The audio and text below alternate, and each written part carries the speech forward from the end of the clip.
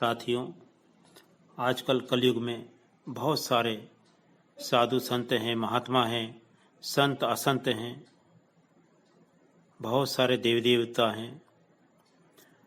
स्वयं को सर्वोपरि कहलाने वाले, स्वयं को भगवान या भगवान स्वरूप मानने वाले लोग भी बहुत हो गए हैं।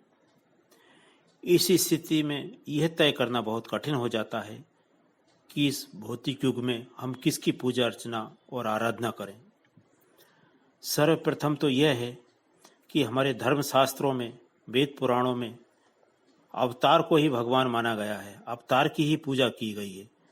जैसे भगवान राम, भगवान कृष्ण, देवी दुर्गा, भगवान शंकर, माता पार्वती, हनुमान जी। कभी भी किसी व्यक्ति या किसी पुरुष को भगवान की उपाधि नहीं दी गई है, ना ही पूजा गया है।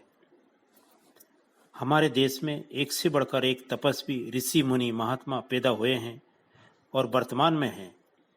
कुंभ में कई ऐसे साधु महात्मा आते हैं जो हमेशा गुफा कंदराओं में बरसों तपस्या करते रहते हैं, तपस्या में लीन रहते हैं और कुंभ के समय ही कुंभ में आते हैं, स्नान करते हैं और चले जाते हैं।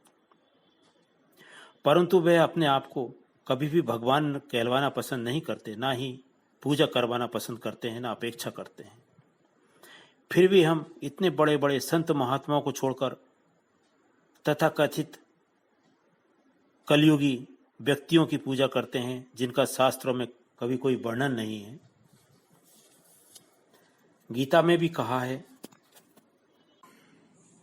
भगवान कृष्ण कहते हैं, हे अर्जुन, यद्यपि श्रद्धा से युक्त जो सकाम भक्त दूसरे देवताओं को पूजते हैं, वे भी मुझको ही पूजते हैं, किंतु उनका वह पूजन अविधि पूर्वक अर्थात अज्ञान पूर्वक है।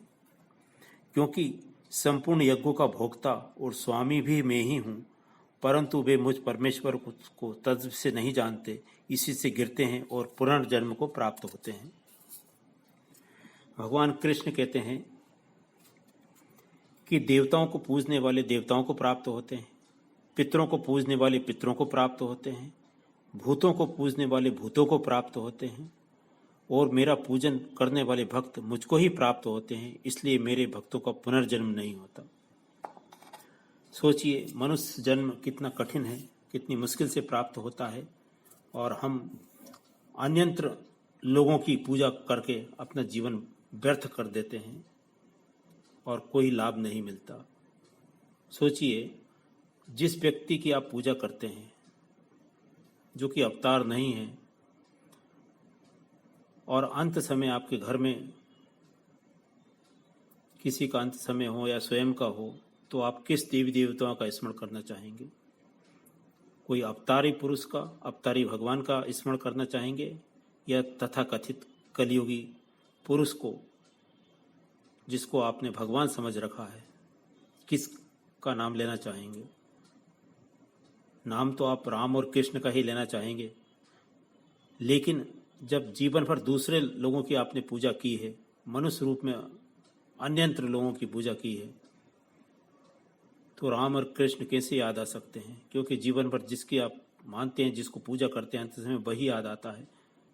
इसलिए गीता के अनुसार उनको पुनर्जन्म होता है और कोई लाभ नहीं मिलता। बड़ा अच्छा श्लोक है, नास्ति गंगा समम तीर्थ न देव केशवात पराह गायत्रास्तु परम जप्यम न भूतो न भविष्यति। अर्थात गंगा के समान कोई तीर्थ नहीं है और कृष्ण के समान कोई देव नहीं है, गायत्री मंत्र के समान कोई मंत्र नहीं है, न भूतो न भविष्यति। इन तीन जैसा ना पिछला कभी कोई हुआ है, ना आगे कभी होगा। आगे जैसी जिसकी भावना। जय भोलेनाथ।